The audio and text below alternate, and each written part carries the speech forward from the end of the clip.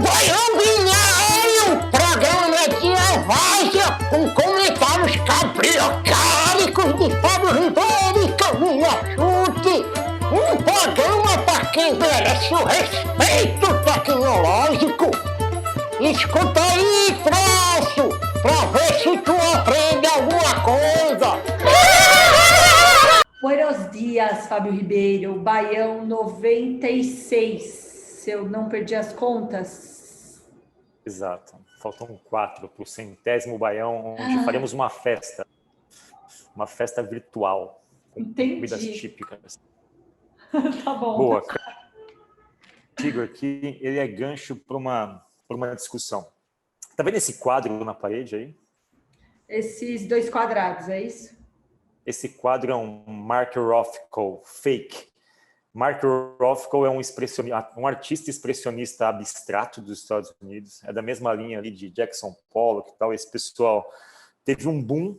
As artes desse movimento expressionismo abstrato teve um boom na década de 80, 90.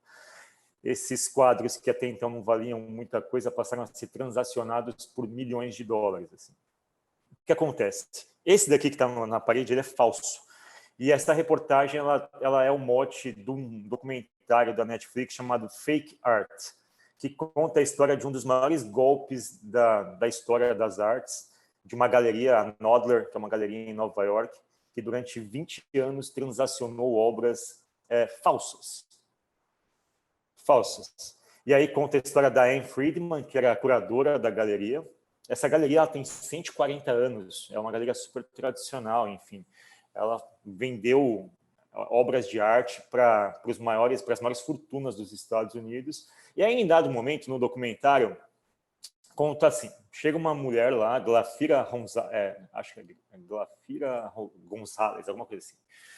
Ela chega, ela diz, olha, eu tenho aqui alguns quadros, e ela conta uma história de onde esses quadros vieram, assim, de uma pessoa que teve acesso ao mecenas do Jackson Pollock, que conta uma história, essa pessoa estava na Europa, veio para os Estados Unidos, não gosta muito de arte e tal, mas tem lá uma coleção de quadros que ele quer vender. Em arte, cara, tem um conceito chamado provenance, que é a proveniência do quadro. Assim, todo quadro tem uma história, né? Que é a história de quando foi feito, quem comprou, quem revendeu e assim por diante. E essas histórias elas são catalogadas com uma riqueza de detalhes justamente porque esse mercado transaciona obras de altíssimo valor. Então, você precisa saber se aquela coisa é real ou não. O que chama atenção nessa história é que a história tinha 10, 15 elementos, mas praticamente 13 ou 14 eram muito inverossímeis. Um ou outro fazia sentido. Até aí, ela adquiriu essas artes. A galeria adquiriu, sei lá, por, em média, 900 mil dólares cada arte, ela adquiria por 900 mil dólares e revendia no mercado secundário de artes por 8 milhões, 9 milhões, enfim, ganhou uma grana violenta em 20 anos. E aí começam a investigar, né? Porque, tecnicamente, como é que pode aparecer um quadro do Pollock que ninguém conhecia do nada?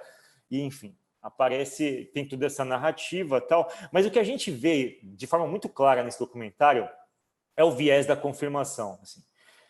Boa parte desses quadros eram mandados para especialistas, então tem especialistas em Mark Rothko, como tem especialista em Van Gogh. E o MASP teve um caso recentemente, onde mandaram um quadro do MASP para uma exposição na Holanda, e um especialista pegou, olha, esse quadro não é do Van Gogh, desculpa, vocês compraram aí na feirinha do MASP, esse quadro não é Van Gogh, esquece.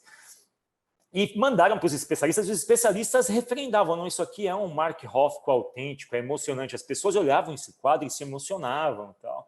E aí conta toda a história, a investigação de como esse esquema foi desvendado, mas ao longo do processo o que a gente vê ali é viés de confirmação. Viés de confirmação onde as pessoas querem acreditar que elas estão de frente a um achado que ninguém tem, aquilo ganha um valor absurdo no mercado. O documentário fala sobre isso, é sensacional.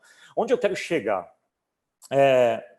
Acabei de ler, vindo para cá, essa reportagem, engraçada, né? Como a gente está vendo um negócio e de repente vê um outro que traz o assunto para a mesa. Essa é uma reportagem da Reuters, como um vídeo de 10 segundos foi vendido por 6,6 milhões. E aqui, nota, é um vídeo de 10 segundos. Em outubro de 2020, um artista baseado em Miami chamado Pablo Rodrigues Frail spent almost, ele gastou 67 mil dólares para montar esse vídeo de 10 segundos de artwork. Você vê aí que é uma composição de pixels de quadros é muito rápido, são 10 segundos, e ele disponibilizou para as pessoas verem isso online. De graça, cara. Gastou $67 mil e colocou para as pessoas verem online. Na última semana, esse produto foi vendido por 6,6 milhões. E aí que as histórias se conectam. Esse vídeo, para que você rastreasse a procedência dele, você teve que usar técnicas de blockchain, que é exatamente esse The New Type of Digital Asset known as Non-Fungible Token, NTF, que permite que você, de fato, rastreie essa obra e chegue no teu criador com 100% de certeza, o que cria um novo tipo de mercado para as artes nos Estados Unidos. Hoje, o blockchain permite que você consiga validar a autenticidade e esse tipo de problema que a gente teve na reportagem anterior nunca mais aconteceria. Cara, essa é uma das aplicações de blockchain que a gente sequer estava, enfim, validando. A gente olhava isso mais no lance do Bitcoin, da cadeia produtiva. Um dos mercados que mais vai se valer de blockchain é o mercado das artes, que movimenta uma grana violenta. O que você acha disso tudo, cara? Qualquer coisa que cobra autenticidade, né, Fá? E aí, de novo, eu sempre falo, quando a gente está falando de blockchain, a gente está falando sobre uma conquista de descentralização honesta e segura, né? Acho que a parada é mais sobre isso do que qualquer outra coisa. Então, antes, para você garantir que aquilo era um Van Gogh, você dependia de uma pessoa subjetiva, certo? Que tinha estudado. E você tinha um especialista, 2 especialistas, no máximo um comitê de especialistas, né? A gente criou bancos para isso, a gente criou Banco Central, né? A gente acabou tendo que centralizar pela falta de tecnologia para descentralizar de forma segura. Então, a sacada do blockchain é essa, né? Você conseguir não mais ter que depender só de especialistas, e sim de uma rede que se autovigia e que descarta a necessidade de centralização. Então, eu não sei se eu compreendi bem sobre como a arte usa blockchain, mas pelo que eu entendi, você tira uma foto e disponibiliza para essa rede de obras que forma um resultado final que tem esse valor, né, através de blockchain. Então, quando eu troco uma das obrinhas lá minúsculas que estão lá, eu tenho que avisar todo mundo que eu estou trocando e, de alguma forma, a obra se regenera, né, Fá? Então, eu acho que não só arte, mas todos os mercados que tiveram que centralizar para poder avançar vão se valer de blockchain e vai ser bastante, bastante importante, Fá. Aqui, especificamente, que o lance todo é de rastreabilidade da autoria, né? Que é uma coisa que assim, já se perde no mundo tradicional e físico, nas artes digitais, que é esse caso. O que tem aqui é um ponto assim, tem 2 questões aqui, a arte digital, e a pessoa coloca aqui, cara, se eu trabalhei, se as pessoas trabalham 10, 8, enfim, tantas horas necessárias para fazer algo num computador, isso é arte também, é um novo tipo de arte. O lance todo são essas 2 camadas, a arte digital que passa a se difundir e como é que eu rastreio para saber se de fato isso não é falsificado, se isso não é uma cópia. Por exemplo, se eu pegasse esse vídeo desse artista de Miami e falasse, essa autoria é minha, eu vou lá e transaciono o vídeo. Como é que quem está comprando esse vídeo, cujo preço ele atribuiu aquele montante de $6 milhões, sabe que aquilo é real? Então, o lance da rastreabilidade é uma das questões que é mais, enfim, são das questões mais difundidas em blockchain. Isso acontece com arte digital, mas também acontece para você saber se dentro de uma, sei lá, se uma roupa da Zara, ela teve trabalho escravo na cadeia produtiva. À medida que você consegue saber todos os passos por onde aquela roupa passou, você consegue mapear se ela passou por alguma fazenda fraudulenta que emprega métodos de trabalho escravos, por exemplo. Então, assim, é como se cada roupa que a gente comprasse no futuro, a gente pudesse baixar o log de transação dela, desde onde foi colhido o algodão e por todas as etapas onde ele passou até virar uma roupa. Ou seja, isso cria uma espécie de moda consciente verificável, inclusive, sem que seja apenas um discurso. Então, o lance da arte se assemelha muito a isso, o uso de tecnologia para rastrear processos e também autorias, cara. É isso, Fá. Rastreabilidade, segurança, com transparência e descentralização. Acho que o mercado da arte, obviamente, vai se valer, mas o de identidade digital, o de finanças, cartório, Fá. Hoje eu vou lá e eu dependo de um indivíduo reconhecer minha firma. Assim, para mim, o ápice da desconjuntura e da assimetria é o tanto que a gente avançou, a gente está falando de inteligência artificial, eu ainda tenho que ir lá no cartório mostrar num pedaço de papel a minha assinatura para autenticar aquilo. Exato. Eu fico pensando que no futuro eu posso morrer e meus PPTs podem virar artes tipo Fábio Keynote. Vai virar, pá. Isso num recurso muito, muito pequeno, mas enfim, virou obra de arte. Vamos lá. Essa reportagem do Financial Times, ela está aberta no celular, mas está fechado na máquina aqui. Japan prepares to shake up corporate code. O Japão se prepara para dar uma mexida no código corporativo. Aí eu peguei, acho que eles distribuem as notícias, está aqui num portal coreano. A tela inteira. Cara, o que significa isso? O Japão está criando uma regulação onde ele vai obrigar que as grandes empresas, as maiores empresas, aquelas listadas em bolsa, elas tenham pelo menos 1/3 do quadro de diretores como diretores independentes. Em algumas situações isso Mas pode o que significa quadros diretores independentes, Fá? Boards, conselhos de administração, onde pelo menos 1/3 das pessoas do teu board sejam pessoas de fora da empresa, independentes de outros lugares. E isso já vem de 2000. O Japão já colocou isso no passado e eu nunca tinha pensado nisso, né? Eu sempre achei uma encheção de saco, né? Esses comitês são umas bobagens, tal. Vem aqui só para filar o croissant e vão embora. E, no final das contas, tem uma função, e no Japão a função dos comitês é o seguinte, olha, eu preciso auditar as empresas, e um jeito de auditar é colocar uma fração de independência nos comitês diretivos para que essas pessoas vejam se essa empresa está meio que trabalhando de acordo com os códigos sociais. Ao fazer isso em 2013, o Japão ele já conseguiu com que essas empresas melhorassem seus atributos de resultado nas bolsas de valores e rentabilidade, porque isso trouxe mais transparência, e isso eles vão colocar como uma regra. Eu achei uma coisa, assim, eu nem imaginava que isso pudesse ser uma regra, e ao olhar sobre esse prisma, eu pensei o quanto, e é uma lei, né, uma imposição, mas, de certa forma, faz sentido, porque eles dizem que uma empresa que não tem esse tipo de validação externa, ela passa a fazer tudo e qualquer coisa pelo acionista. Ela passa a desconsiderar outros atributos de moral, enfim, de conduta. O que você acha sobre isso de organização, cara? Um novo código. A gente está falando das artes, onde tem um novo código de transação, e aqui também não deixa de ser um novo código de relacionamento, né? São códigos de relacionamento diferentes, né? Total, e eu acho que é uma forma de usar tecnologia social para descentralizar com segurança, Fá. Porque pensa bem, você teria que auditar isso centralizando num mesmo grupo, talvez, de diretores que também são facilmente corrompíveis ou que vão entrar numa dinâmica X. Quando você descentraliza essa responsabilidade e coloca a lei como colocar pessoas independentes dos boards, eu acho muito mais efetivo. E 2, eu adoraria ver o Japão pautando diversidade dentro desses diretores independentes, Fá. Se a gente parasse para pensar que a gente teve uma política afirmativa, né, na Finlândia, por exemplo, com conselhos, e a gente conseguiu bombou, né? Melhorou muito os rendimentos e tal. Se a gente ainda conseguisse endereçar diversidade, Fá, para esses executivos independentes, eu acho que o resultado ia ser ainda maior. Olha o que está escrito aqui, cara. O código de 2015 se refere a uma faixa mais ampla, no entanto, muitas empresas argumentam que não conseguem encontrar executivos adequados que geralmente não sejam homens de meia-idade, japoneses e funcionários vitalícios da empresa. Mais do que insistir para que as empresas traduzam com essas pessoas, afirmou ele, o novo código pressionará para treiná-los. Ou seja, o que você falou. Isso. O fato é que é para estimular a diversidade, mas ao fazer isso, a imposição ainda assim é complexo achar efetivamente. Aqui no Brasil, Fá, tem um dado muito assustador de que hoje a gente tem por volta de 5% de mulheres em conselhos consultivos.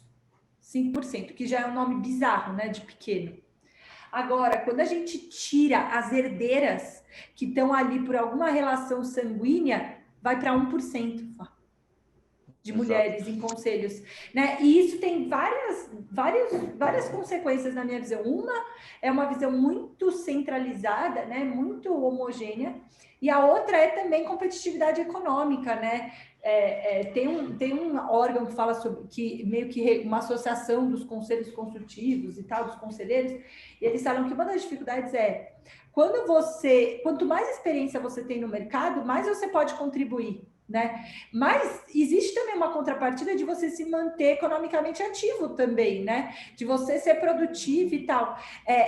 para essa mulher, no final da carreira dela, no final da vida dela, vai ficando cada vez mais difícil ela conseguir se manter produtiva, porque não é um caminho natural que um executivo bem-sucedido se torne conselheiro, sabe? Que uma executiva bem-sucedida se torne uma conselheira, o que é verdade para homens. Então, tem toda uma desconstrução de você ter que reorganizar de fato, né? Treinar essas pessoas, como disse o parágrafo aqui.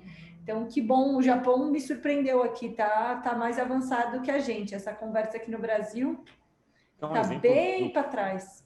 Um exemplo do brasileiro que era presidente da Nissan, que aumentava o próprio salário, ou seja, não faz sentido, né? Precisa ter algum tipo de força contrária. Faz todo sentido, Isso.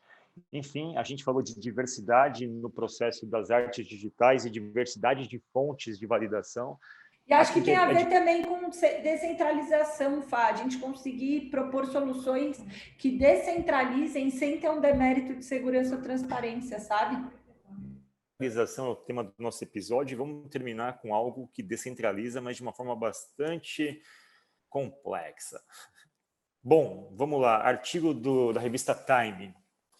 Eles são mais saudáveis? São sustentáveis? Por que os humanos, então, não comem mais insetos? A questão aqui é o seguinte, é notável que a gente passa por um problema de meio ambiente e tal, onde a produção de proteína animal envolve desmatamento, consumo Tira esse de água. Vídeo aí, vai, desce para baixo. Ai, Fá, desce para baixo, por favor. Todo mundo sabe disso. Vai, Fá, é sério isso. Calma, já tá, saiu da tela, calma. A gente falou, acho que há 2 semanas atrás, sobre o movimento na China, né, de empresas plant-based como substituto da carne, de como esse mercado está se desenvolvendo lá. Aqui vai na mesma linha e fala, por que a gente não come inseto? Porque, em tese, é muito mais barato, é muito mais fácil de produzir, é muito menos nocivo ao meio ambiente, é muito mais nutritivo e a carne é muito mais magra, a proteína é muito mais magra, né? Isso já é um hábito na África e na Ásia. E eu fiquei assustado com alguns números, cara. Dizem que já existem 2 bilhões de pessoas que já comem inseto, ou seja, juntar a Ásia e a África ali, pelo menos 2 bi de pessoas já comem insetos nas suas dietas. O artigo ele é bem longo, mas ele vai fazendo toda uma digressão sobre como a gente chegou no estado atual e de como a gente teria que, em algum momento, fazendo uma projeção do crescimento populacional, começar a cogitar fontes alternativas de proteína. E os insetos, em tese, é aquilo que tem de mais... assim, a coisa que mais existe. Vai. E que poderia dar para a gente uma oferta de proteína a preços baixos com menos impactos ambientais. Você acha que essa diversificação de fontes não te atrai muito, Camila? Você comeria? Eu acho que... Fala para experiência recente comendo formigas. A gente comeu formiga esses dias no almoço. Eu consigo compreender e acho que do ponto de vista de modelo de negócio e de escolha, de fato é uma boa escolha, porque, né, já é sabido que tem mais proteína, que tem, enfim, um monte de coisa que seria bom, né, a gente comer esses insetos. Eu acho que a gente vai passar por uma tentativa de se adaptar, né, porque se a gente parar para pensar... Cara, comer porco também não é legal, comer vaca também não é legal, e a gente acha ok, né? Por que a gente tem essa sensação com inseto? Porque a gente não se acostumou, porque a gente não aculturou, né, Fá? Então, acho que se fizer um lance de longo prazo, de propor essas, né, provar quando é criança, tá? Eu acho que é totalmente possível que a gente faça isso. Eu preferia, né, não ver o inseto na forma de inseto, se der para ser um pó, se der para ser um bolinho, eu acho que vai mais fácil do que comer inteiro, porque a minha experiência com a formiga é que é crocante e é diferente, né? A textura é diferente. O sabor é muito parecido com limão, mas na hora que você mastiga, você fala, mano, tô comendo uma formiga, mano, tô comendo uma barata, mano, tô comendo tem uma casquinha. Que eu não fui educado, meu paladar não foi educado, meu cérebro não foi educado para achar isso normal. Mas eu acho que se a gente começa a tornar isso mais natural... Sim, aqui há uma alternativa... Uma farofinha, sei lá, uma farofinha em vez do bacon, a gente põe lá um negocinho. Talvez passe reto, entendeu? soufflé de gafanhoto. Aqui tem, ó, há uma alternativa sustentável para se livrar da carne, afirma a FAO. Insetos comestíveis. Gafanhotos, grilos e larvas de farinha são ricos em proteínas e contêm fontes significantemente maiores de minerais como ferro, zinco, cobre e magnésio do que a carne bovina. Ainda assim, libra por libra, eles requerem menos terra, água e ração do que o gado tradicional. Ou seja, só vantagens. E aqui tem um lance, cara, que eu acho que eu faço um paralelo. Mas tem proteína, eles não compararam com proteína vegetal, né? Eu até postei esses dias no Insta, tem uma empresa muito legal que se chama Notco, que eles fazem alimentos, tipo maionese, sorvete, só com coisa vegetal. Só que, o que eles falam é, para além de ser vegetariano, o fato de você fazer a maionese com grão de bico e não com ovo, e não ter que cuidar das galinhas para elas darem ovo, não sei o quê, reduz tudo isso também. Ele chega a comparar com possibilidades vegetais, Fá? Não, assim, nesse caso aqui, o artigo fala sobre isso, né? A gente até comentou, né? Acho que no outro artigo da própria Time, sobre a indústria plant-based na China, assim, os chineses mais jovens já estão com hábitos bastante mudados, assim, em relação aos chineses mais velhos, e já conseguem meio que introduzir na dieta alternativas de proteína baseada em vegetais. Eu acho que é um movimento que ele está convergindo para redução de proteção animal e substitutos. Essa é a questão toda. O que eu queria colocar como frase aqui é o seguinte, ó. Os insetos são 60% de proteína em peso seco, então, por que a gente não usaria? Mas ela diz o seguinte, ela faz uma ressalva, e essa ressalva serve para qualquer coisa, cara. Serve para as artes digitais, serve para os 1/3 de executivos independentes nos boards, serve para comida e serve para a cultura ágil, por exemplo. Mas temos que ser capazes de colocá-los, no caso, os insetos, em uma forma que seja aceitável para diferentes culturas e sociedades. Eu acho que o lance... Olha, embaixo falando assim, ó, na América do Norte, os insetos têm maior probabilidade de estarem associados à sujeira e não à comida. Exato.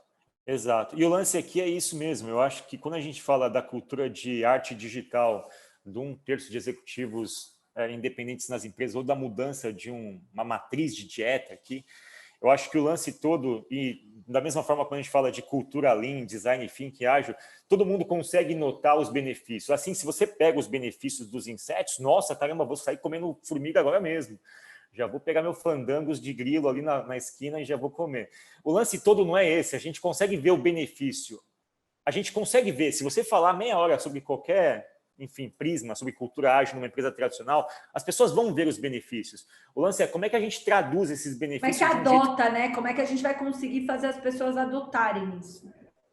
Então, eu acho que esse episódio fala sobre diversidade e diversificação, mas de como trabalhar a diversidade e diversificação de um jeito que isso seja aceitável nos códigos, enfim, nos seus códigos, nos seus ambientes, seja nas artes ou seja na dieta, na proteína de inseto. Nossa, é isso, Fá. Vamos ver se a gente... Eu já comecei com formiga, já estou treinando meu cérebro. Já fico imaginando, putz, rodízio de gafanhoto. Meu Deus. Ser bom. Bom, o tema desse... Ai, Fábio, eu não posso ver muito. O tema desse baião foi descentralização diversificada com manutenção da honestidade e transparência. Anota isso aí, cá, para mim, por favor, para eu poder colocar. Eu não peguei. Já está no vídeo, tá salvo, estou gravando o vídeo. Descentralização diversificada com manutenção de transparência e segurança. Boa, Fábio Ribeiro. Eu acho que eu vou sonhar com esse negócio aí desses insetinhos aí, Fábio. Porque você sabe que a gente só grava o final, né? Então é o mais chocante o final. Para mim, o mais chocante o final foi a mesma coisa, que aquelas baragadas. Bom baião pra gente.